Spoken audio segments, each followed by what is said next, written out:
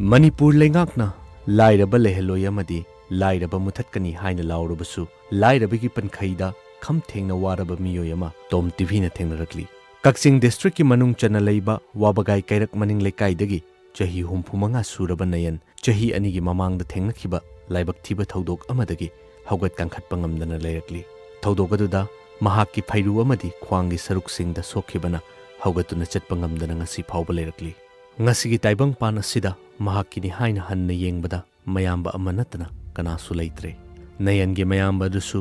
lairaba imung oibana chakhawgi lanfamda lanthengnanaba hotnabada thoidokpa ehenba mateng pangba ngamjade mayambana piba mangolgi kachinamada nayanna awaba kaya khangduna leli matam amada nayan mayum makai palami adubu chahi 10 mukki mamangda mahakki loinabi khainakhibadagi makhatana paw phaunakhidre haugatuna chatpa ngamdraba nayanna chak thongba kon phengba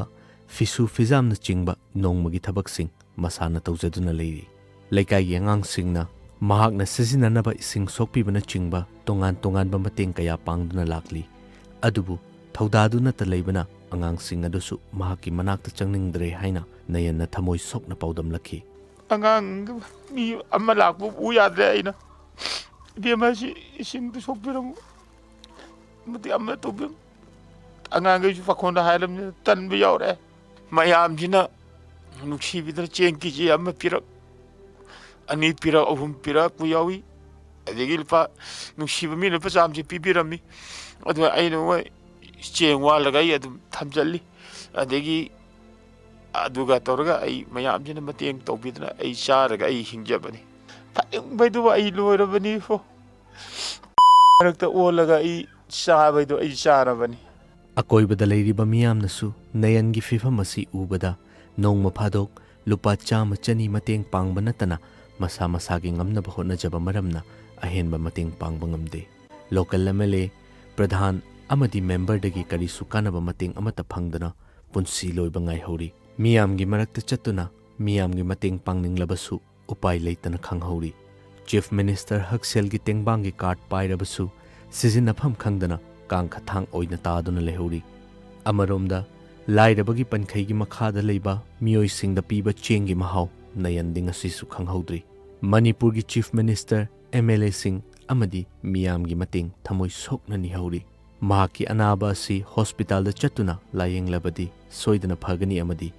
miyamga mimanana amuk han haugatuna chatpa ngamlakhigani haibagi achet pathajaba lehori adumakpu hospital faubadang chatnaba amadi pubinaba leitabana kha chiktuna khanghauri Prime Minister Manipur sem biren dai mateng pa mi waidigi adi samda hainingi loina hainingi MLA mantri amda adu tana chatka thawgu pailite alibungo si haukiba chahi ani gi mamangdagi khoi khong phaigangi fairuda sokpadagi laibak thiba thodo amada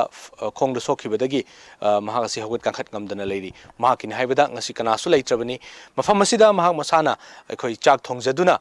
nongmagi changde beyadaba thabak sing masana tawjaduna leiri mahakini haina hanengbada kanasu leitre hairiba sida mari leinaba authority singi member pradhan amadi local MLA na mijeng sangbidana leiri masagi chief minister Hakselgi tengbangi card pairagasu masi bugai tobinaba masi karai da sizinagadagi haibadu takpinaba leitabana maki card asi sizinabam khangdana leiri